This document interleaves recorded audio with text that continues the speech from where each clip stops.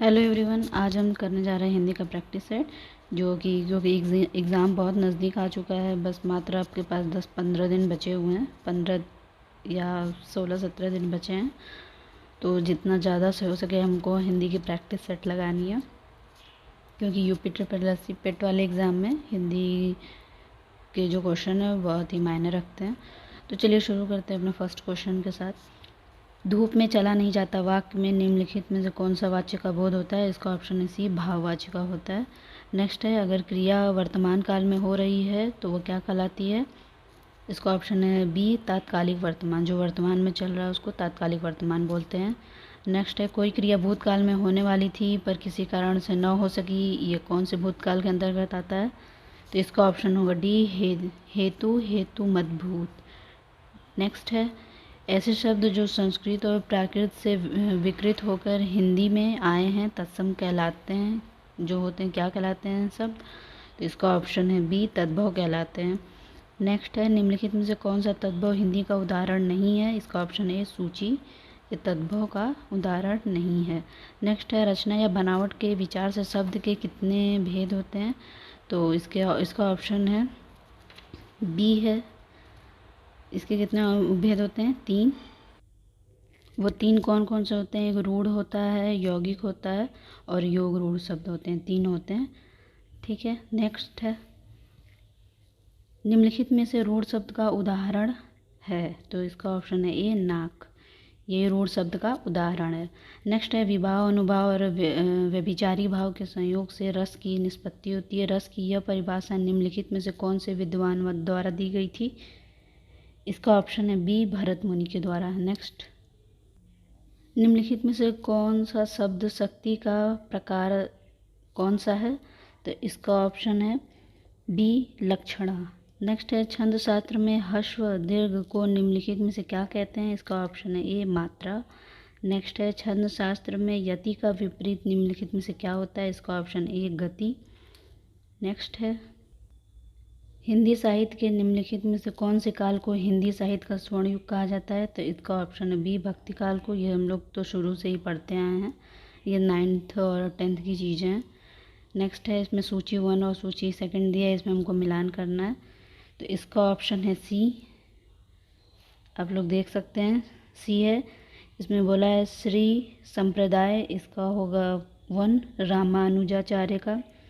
और ब्रह्म संप्रदाय इसका है मध्वाचार्य का।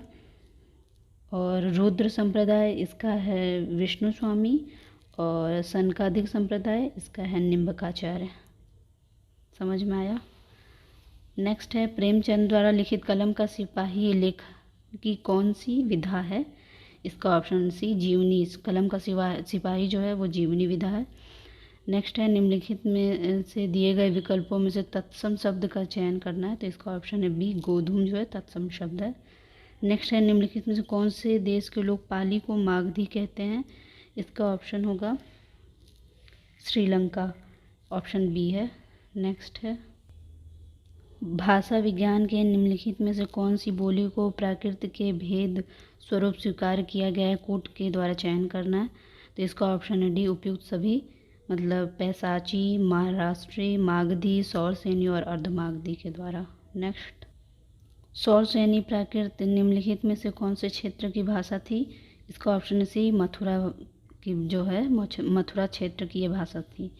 नेक्स्ट है, लहदा एवं पंजाबी भाषा को निम्नलिखित में से कौन से अपभ्रंश का प्रकार माना गया है? इसका ऑप्शन है बी, पैसाची अपभ्रंश का। और नेक्स्ट है, हिंदू और हिंदुस्तान शब्द निम्नलिखित में से कौन से भाषा के हैं? इसका ऑप्शन है सी, फारसी भाषा के। नेक्स्ट क्वेश्चन है, एकाधिकार का विलोम शब्द है, तो एकाधिकार का विलोम क्या होगा? इसका ऑप्शन है बी, सर्वाधिकार। नेक्स्ट है, अनागत का विलोम शब्द होगा, अनागत का आगत होगा, डी है। अधिकतर संयुक्त ध्वनियाँ मिलती हैं, इसका ऑप्शन होगा ए, तत्सम शब्दों में। और नेक्स्ट है, निम्नलिखित में से दीर्घ स्वर संधि का उदाहरण है? इसका ऑप्शन ए, विद्याधन अर्थी, विद्यार्थी। नेक्स्ट है, निम्नलिखित में से उश्रिप्त व्यंजन का उदाहरण है? तो इसका ऑप्शन होगा डी, उपयुक्त सभी है। सड़क, गाड़ी पकड़ना, चढ़ाना, सारी चीज़ें इसमें आएंगी। इस एग्जाम्पल में। नेक्स्ट है दांत और जीभ के स्पर्श से बोले जाने वाले वर्ण निम्नलिखित में से हैं। तो इसका ऑप्शन है डी 1, 2 एंड 4। 1 में क्या है त, और सेकंड में है ल, और फोर्थ में है श। नेक्स्ट है अतिथि शब्द का वर्ण विच्छेद है। इसका ऑप्शन है बी अ धन त धन ई धन थ धन ई।